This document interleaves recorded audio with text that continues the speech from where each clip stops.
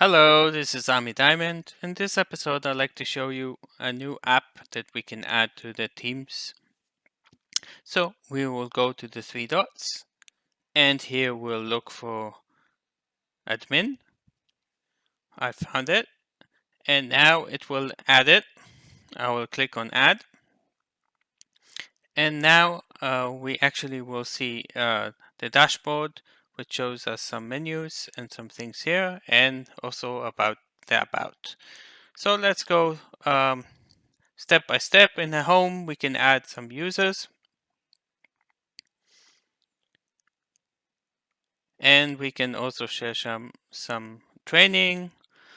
In the users tab, we can also do this. If we go to one of those, we can actually manage the product license, edit the user, delete it, or reset the password.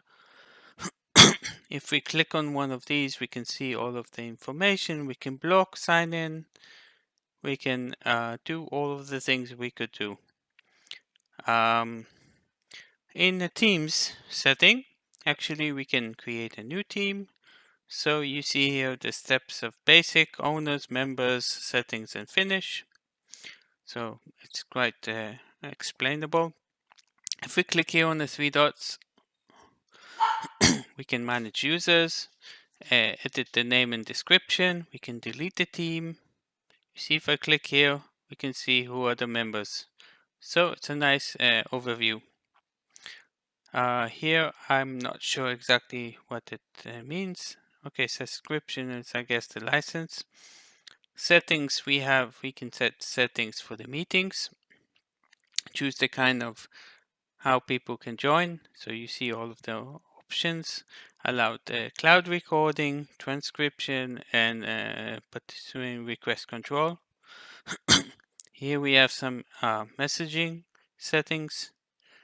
Here we have some files, but sources of document management we can connect, like Box or Dropbox or Google Drive.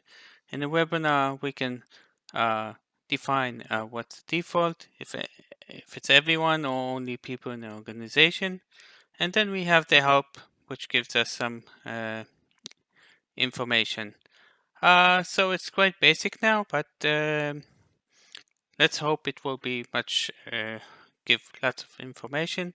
Currently, I'm testing it as a admin of Teams, so it's showing me it. I need to test to see if it works also, not as someone which is a admin. But try it out and let me know what you think. Goodbye.